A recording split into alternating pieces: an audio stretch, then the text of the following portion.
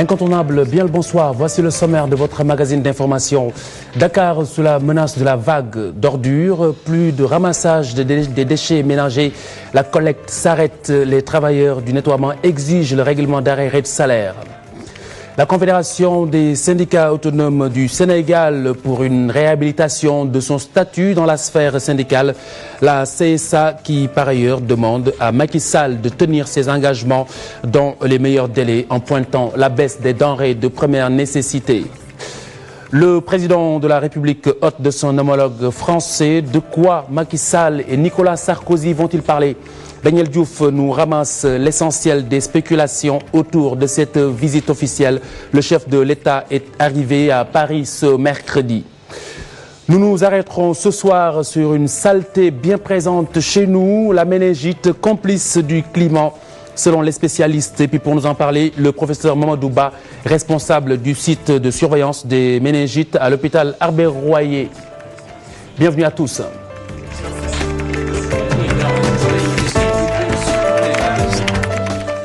Mesdames, Messieurs, bonsoir. Papis Diop, bonsoir. Bonsoir, Khalifa. Le point sur l'actualité, c'est avec les travailleurs du nettoiement qui vont regarder Dakar se salir. Très en colère et ils font quasiment dans la menace sans aucune forme de concession. Les salaires doivent être payés pour ce mois de mars, sans quoi Dakar sera envahi par les ordures. Ce sont les propos tenus par le secrétaire général du syndicat des travailleurs du nettoiement. Il s'agit de Madanessi que je vous propose d'écouter au micro de Fatou Kintou Conté. Au moment où je parle, aujourd'hui c'est le 17 avril et nous n'avons pas encore perçu nos salaires du mois de mars. Le salaire, il est vital. Nous sommes des travailleurs qui avons choisi honnêtement de travailler dans les ordures. Et il me semble que c'est un manque de respect et d'un manque de considération notoire, caractérisé vis-à-vis des travailleurs du nettoiement. Au moment où tous les fonctionnaires ont reçu leur salaire, pourquoi nous qui sommes en contact permanent avec les odeurs pestilentielles, avec toutes sortes de maladies, on n'arrive pas à être payés? Aujourd'hui, certains de nos agents font l'objet d'expulsion. Nos enfants ne partent plus à l'école. Il y a des dégâts collatéraux. Les banques aujourd'hui s'inquiètent puisque déjà les virements ne sont pas encore faits. C'est un nouveau gouvernement qui est là. L'état de grâce, c'est fini. En matière de salaire, il n'y a pas d'état de grâce. Tout travail mérite salaire. Ils exigent leur salaire pour de meilleures conditions de vie, mais pour des villes propres. Et puis l'économie verte, Papis Diao, pour promouvoir l'emploi. Autrement, investir dans l'économie verte sur la santé, la sécurité et l'environnement en milieu professionnel. Le Conseil national du patronat entend ainsi promouvoir la création d'emplois verts. Ceci passerait par une meilleure protection de l'environnement. Le CNP compte également, à travers une journée de sensibilisation, promouvoir l'exploitation de la biomasse et les ressources énergétiques vertes. Voici Meïssa Fall, vice-président du CNP, qui nous parle au micro de Fatou Kinedem. L'économie verte est aujourd'hui un enjeu de développement important, surtout pour nos pays en voie de développement et les pays africains qui disposent de suffisamment de ressources naturelles, l'eau, le vent, le soleil en abondance. Et malheureusement, nous continuons toujours d'utiliser des énergies traditionnelles qui non seulement nous coûtent cher, mais produisent des effets très nocifs pour l'environnement. Et aujourd'hui, l'envie de développement, aujourd'hui pour nos pays, c'est d'utiliser ces nouvelles technologies qu'on appelle des technologies vertes, qui non seulement protègent l'environnement, mais permettent de créer des emplois en masse. Le prétexte de cette journée, c'est le mois africain de la prévention qui a été donc consacré. En effet, les ministères de la fonction publique et du travail invitent les chercheurs à réfléchir sur les moyens qui permettraient d'utiliser les économies vertes. Il s'agit aussi de mobiliser des fonds pour réaliser ces projets. Voici Abdoulaye Diop, le secrétaire général du ministère de la fonction publique. Aujourd'hui, toute activité présente des risques de détérioration de l'environnement économique. Et en clair, plus nous créons de richesses, plus nous nous enrichissons, plus le monde, la qualité de vie s'améliore et plus les risques par rapport à l'environnement malheureusement augmente. La journée que nous organisons aujourd'hui tend vers cet ensemble de facteurs, protéger l'environnement travail, protéger l'environnement institutionnel de l'entreprise, mais aussi et surtout protéger donc les obligations et nos engagements vis-à-vis des générations futures. Et puis, partenariat entre Sénat et l'Observatoire des femmes sur la parité. Les femmes veulent s'assurer que lors des prochaines élections législatives, la loi sur la parité sera appliquée sur les listes électorales. Le président de la Sénat leur a promis qu'elle sera bel et bien respectée. Nous écoutons Mme Fatou Kiné Diop au micro de Fatou Mataba. Aujourd'hui donc nous avons rencontré ce premier acteur qui est la Sénat, la Commission électorale nationale autonome, dans le cadre de ses missions de contrôle du processus et voir ensemble comment nous pourrions mutualiser nos efforts pour nous assurer que les dispositions paritaires qui sont dans le code électoral vont effectivement être appliquées. Nous avons à cœur donc de faire appliquer et cette loi et ces décrets d'application, puisque, comme vous le savez, c'est une obligation qui s'impose à nous. Nous avons donc pour nous l'obligation de nous imposer la loi avant de la faire imposer aux autres. Et nous veillerons effectivement, comme l'a rappelé la présidente, au moment de la réception des listes, que cette liste comporte bien, à peine d'irrecevabilité, je dois le préciser, la parité homme-femme, femme-homme. Iram Diouf, merci et merci également à tous ceux qui ont suivi cette partie accueillie et Khalifa. Merci. Ce sera tout pour aujourd'hui et on se retrouve Inch'Allah demain. Inch'Allah, la Confédération des syndicats autonomes du Sénégal rafraîchit la mémoire au président de la République Macky Sall, alors candidat à la présidentielle, avait pris un certain nombre d'engagements. La CSA relève la promesse des denrées de première nécessité, la fiscalité sur les salaires. Par ailleurs, la centrale souhaite une réhabilitation de son statut, ce dans la sphère syndicale. C'est un compte-rendu de Fatou Bintou Kanté et Ibou Cissé. Ils avaient appelé à voter Macky Sall lors du second tour de la présidentielle. Les membres de la CSA, Confédération des syndicats autonomes, rappellent au nouveau chef de l'État le respect de ses engagements. Il s'agit tout d'abord de restaurer l'état de droit et les fondamentaux de la République. Ordre institutionnel, respect des lois et règlements, justice, équité, transparence, démocratie. D'améliorer les conditions de vie et d'existence des populations très éprouvées par la crise financière mondiale. Les camarades de Mamadou Diouf estiment que ce changement n'est possible que par la mise en place d'un dialogue social préventif, afin de permettre un assainissement de l'espace républicain. Tout cela est possible si l'État adopte une position équidistante ou de neutralité vis-à-vis des organisations syndicales et met en place les structures opérationnelles d'un dialogue social préventif, les conditions de plein emploi, l'arrêt des politiques antisociales du néolibéralisme, la couverture médicale universelle. Il s'insurge contre l'exclusion dont il faisait l'objet dans l'ancien régime. La CSA attire l'attention du nouveau régime pour qu'il ne tombe pas dans les travers de la gestion partisane des organisations syndicales du défunt régime et mette fin à la sous-représentation de notre centrale dans les institutions sociales, telles que l'IPRES, la Caisse de sécurité sociale, mais également l'absence dans beaucoup d'autres instances de concertation et de consultation où notre centrale a été exclue. La CSA, qui se dit apolitique, estime que le temps de grâce pour le nouveau chef de l'État est terminé et que des mesures doivent être prises dans les plus brefs délais pour une meilleure amélioration des conditions de vie des Sénégalais. Foire internationale de l'agriculture et des ressources animales, le riz local trouve sa place au soleil. Un bon coup à prendre aux yeux des producteurs. L'idée serait de bénéficier d'une subvention du produit pour atteindre l'autosuffisance alimentaire. Marie-Christine Mendy et Atanarba. L'USAID estime les besoins du marché sénégalais à environ 1 million de tonnes. Le Sénégal en produit plus de 400 000 tonnes par an, dont 80% tirés de la vallée du fleuve Sénégal. Les producteurs montent au créneau. Ils demandent l'appui des autorités. Les gens pensaient qu'avec le riz pluvial, on ne peut pas atteindre un tel nombre de quantités de tonnes. Alors je pense qu'avec le Nerica, on parvient à faire 4 à 3 tonnes à l'hectare. Je pense que si on renforçait ces productions de Nerica au niveau des zones pluviales, nous pourrons contribuer vraiment à l'autosuffisance alimentaire. Nous souhaitons le soutien du gouvernement pour qu'on puisse produire une grande quantité de riz afin de contribuer à l'autosuffisance alimentaire. Au-delà du riz importé, les producteurs rencontrent bien d'autres difficultés. Nous produisons beaucoup de riz, cependant il n'est pas bien vendu dans le pays. Nous demandons à l'État de réduire le prix de l'engrais, du gasoil et de tous les produits qu'on utilise. Pour cette dame, le consommé local est une alternative au riz importé et pour plusieurs raisons. Plus de 15 ans, Kebbi utilisé. Depuis 15 ans, je consomme que le riz local. Parce que non seulement c'est facile à préparer, mais aussi le sac ne coûte pas cher par rapport au riz importé.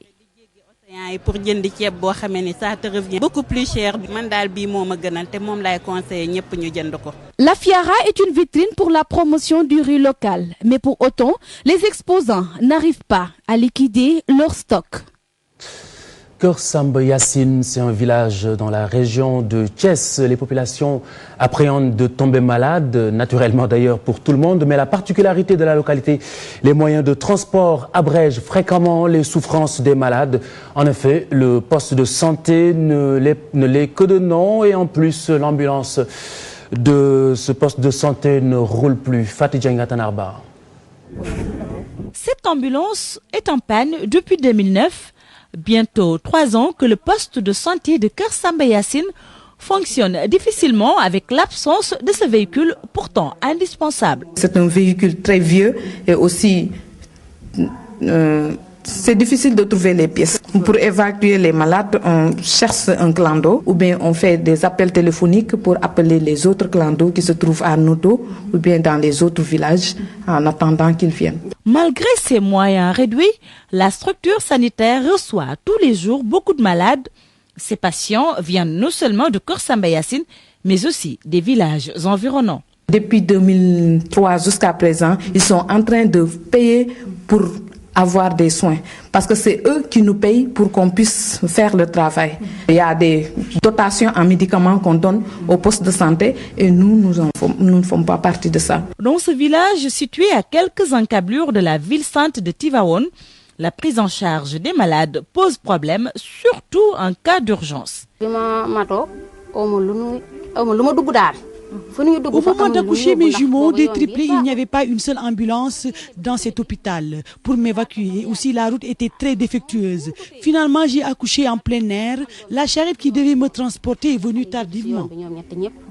Le poste de santé a été construit en 2003 par des bénévoles.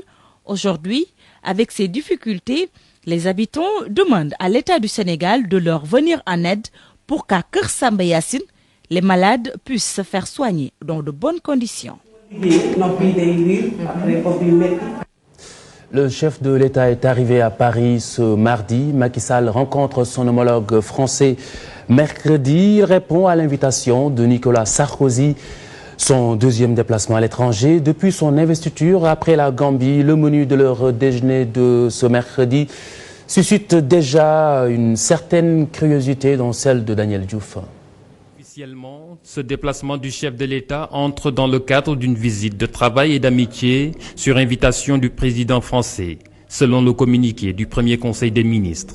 Au-delà, aucune explication officielle sur le contenu d'une rencontre attendue demain entre les deux chefs d'État. Mais les spéculations vont bon train. L'on sait déjà que le voyage du président Macky Sall intervient dans un contexte marqué par une urgence de 200 milliards de nos francs. Le chef de l'État pourrait donc démarcher le déblocage immédiat d'un appui budgétaire. Le contexte économique national délicat justifierait alors ce déplacement du chef de l'État.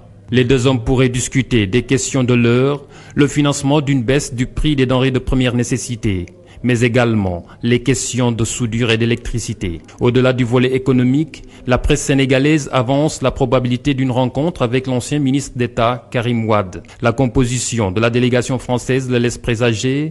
Le président Macky Sall se ferait entourer pour ce voyage d'un nombre minimal de collaborateurs.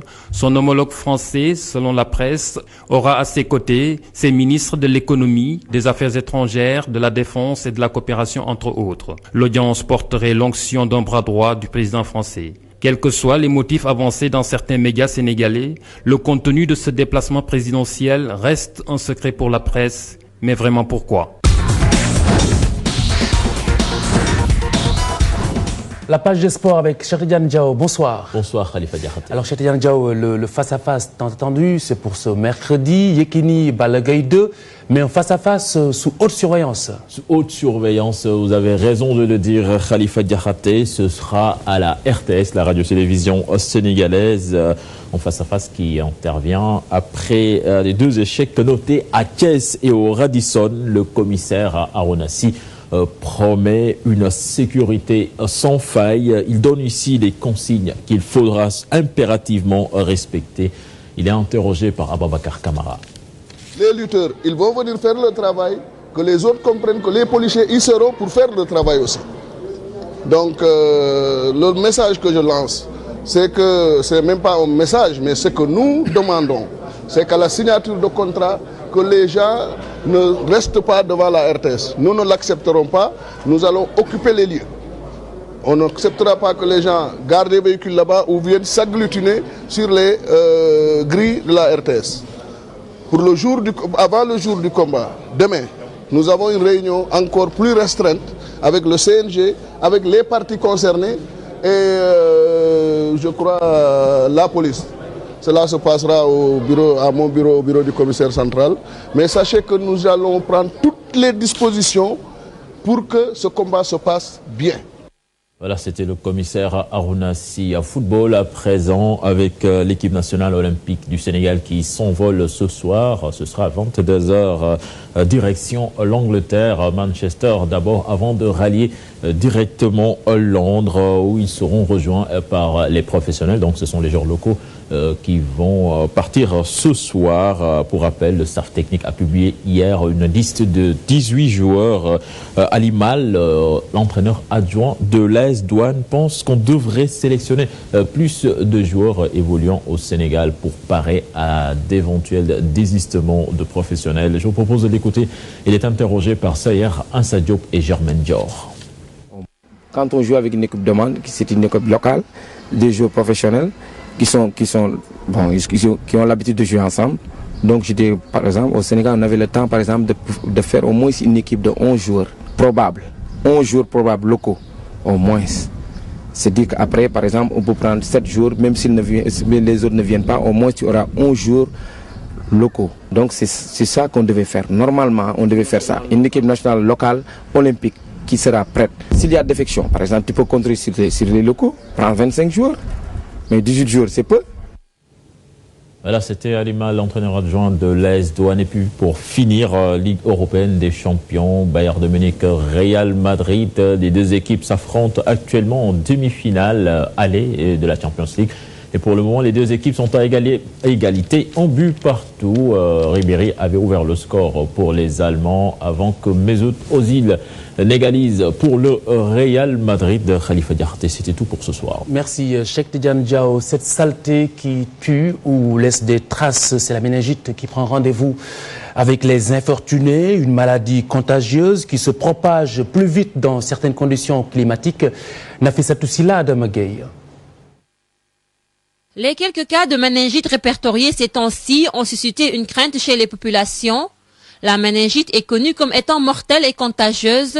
Elle peut survenir sous forme d'épidémie et se manifeste avec des signes évocateurs. Lorsque le malade arrive à l'hôpital, le médecin recherche des signes qui sont très évocateurs, à savoir une raideur de la nuque. Les symptômes de cette maladie sont cependant différents chez l'enfant et chez l'adulte. Le jeune enfant de moins de 1 an, on ne retrouve pas toujours cette raideur de la nuque. Mais il y a des signes qui sont très évocateurs. C'est un enfant qui a de la fièvre, qui vomit, qui refuse de téter et chez qui on a plutôt une nuque qui est molle avec une fontanelle qui est bombée. Les cas de méningite sont souvent enregistrés selon un cycle de 10 à 12 ans. D'ailleurs, le dernier épisode d'épidémie date d'entre 1998 et 2000 et son apparition dépend de facteurs climatiques précis.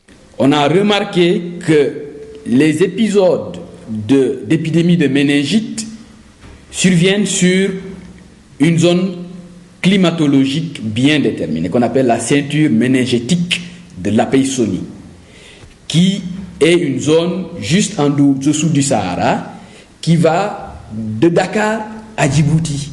C'est une ceinture qui touche surtout des pays où soufflent les vents secs qui lèvent les poussières. On a remarqué que c'est essentiellement entre janvier et avril que l'on a le plus souvent des cas. La tranche d'âge qui est comprise entre 5 ans et 30 ans. C'est cette tranche d'âge qui est la plus touchée. La maladie nécessite une prise en charge effective et une prévention absolue avec la prise de vaccins. Cependant, même guérie, la méningite laisse des séquelles aux patients. Il y a aussi le risque de survenue de séquelles neurologiques. Et ces séquelles sont à type de surdité. Donc c'est une personne qui perd la capacité d'entendre. On peut avoir des séquelles à type de paralysie d'un membre. Chez les enfants, on peut avoir des séquelles assez particulières. Ce sont ce qu'on appelle les hydrocéphalies. On peut aussi noter un retard de la croissance ou un retard psychomoteur. Un enfant qui va perdre sa capacité de développement psychique. Et on peut avoir aussi la survenue de séquelles à type d'épilepsie. Entre 1998 et 2000, le taux de létalité a été entre 10 et 12%. Aujourd'hui, au Sénégal, des stratégies sont en train d'être élaborées par les autorités sanitaires pour endiguer une éventuelle épidémie de méningite. Reste aux populations d'avoir l'esprit alerte et préventif. Nafissatou Sylla, merci. Le professeur Mamadou Ba est responsable du site de surveillance des méningites à l'hôpital Albert Royer. Bonsoir, professeur. Bonsoir. Alors, on a parlé du vent, le vent comme complice de cette saleté. Alors, professeur, s'agit-il de mettre un masque à chaque fois qu'on soupçonne que cela souffle? Merci. Permettez-moi d'abord de remercier les téléspectateurs qui nous regardent pour dire que le fait de mettre un masque, je pense que ne suffira pas. Parce que tout simplement, c'est une période de l'année qui est assez quand même particulière, où il y a un vent qui souffle et que ça augmente la transmission du microbe responsable. C'est d'avril à juin, c'est ça? C'est du mois de janvier au mois d'avril, mai.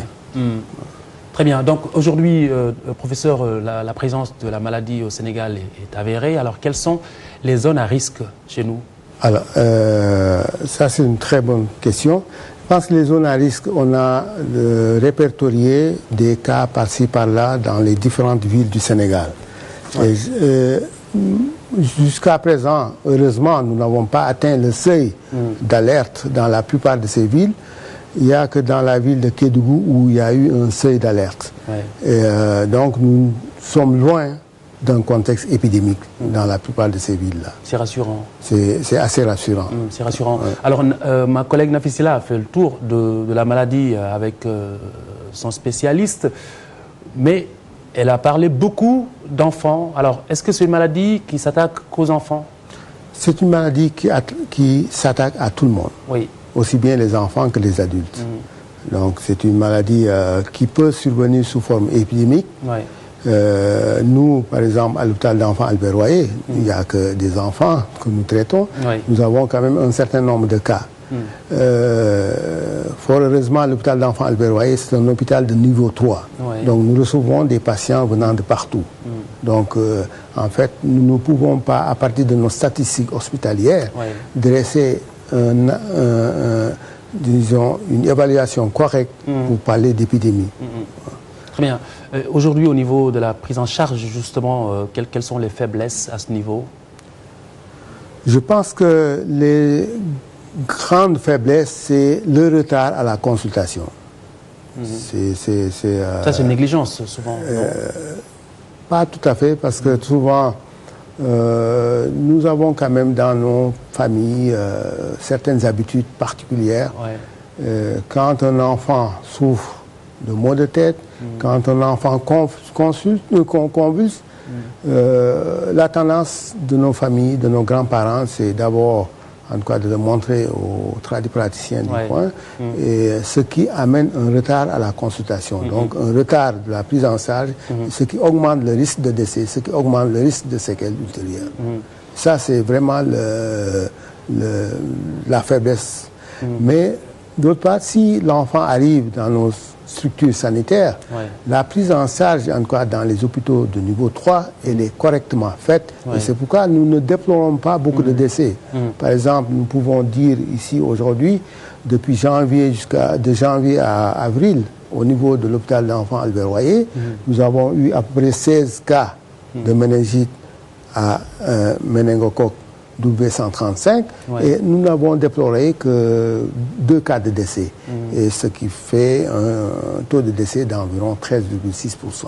Alors, professeur, donc, je banalisais tout à l'heure en parlant de masques quand on constate qu'il y a le vent, mais c'est vrai que c'est interpellant tout de même d'entendre un spécialiste dire que le vent est un facteur qui propage la maladie. Donc, du coup, ça m'amène à parler de la prévention. Comment est-ce qu'on peut se prémunir? Comment se prémunir? Je pense qu'il y a deux types de prévention. Le premier type, c'est au moment des contacts, c'est-à-dire tous ceux qui ont été en contact avec des contacts. Toutes les personnes qui ont été en contact avec une personne malade ou suspecte de méningite devraient bénéficier de ce qu'on appelle une chimioprophylaxie avec des antibiotiques. Fort heureusement, le microbe, le méningocoque W135, c'est un méningocoque qui est très sensible aux antibiotiques. Et il y a 2 antibiotiques qui sont le plus souvent utilisés. C'est la rifampicine et la spiramycine. L'autre moyen de prévention, c'est la vaccination. Pour les vaccins, il existe 2 types de vaccins. Il y a des vaccins dits conjugués et des vaccins polysaccharidiques. Les vaccins polysaccharidiques, eux, ne sont efficaces qu'à partir de l'âge de 2 ans. Donc, c'est des vaccins qu'on ne peut pas utiliser, ou en tout cas qu'on ne doit pas utiliser avant l'âge de 2 ans. Mais à côté de ça, il y a des vaccins conjugués qui sont efficaces très précocement, même chez le nourrisson, de 2 mois. Donc, ces vaccins aussi peuvent jouer un rôle. Donc, en fait, ce qu'il y a, c'est que, en fait, pour ce qui concerne les mesures préventives en matière de vaccination, je pense qu'il faut non seulement attendre un seuil d'alerte, mais également un seuil épidémique pour pouvoir déclencher des stratégies de vaccination pour les populations. Mais donc, pour le moment, nous ne sommes pas encore là. Oui, mais pour l'heure, par exemple, pour moi, et ce téléspectateur qui s'inquiète, comment faire pour terminer? Pour vous, c'est facile. Si jamais vous avez été en contact, malheureusement, avec un cas suspect, je vous conseille de prendre des antibiotiques pendant 2 jours. Et c'est valable pour le téléspectateur qui nous regarde aussi? Oui. Merci Mamadou Ba, responsable du site de surveillance des méningites à l'hôpital Albert Royer. Merci de nous avoir fait profiter de votre temps si précieux. Merci Khalifa. Permettez-moi de remercier toute l'équipe qui travaille avec moi. Merci beaucoup. Merci beaucoup. Merci professeur. Retrouvez Mamoudou Ibra Kane ce mercredi. Bonsoir.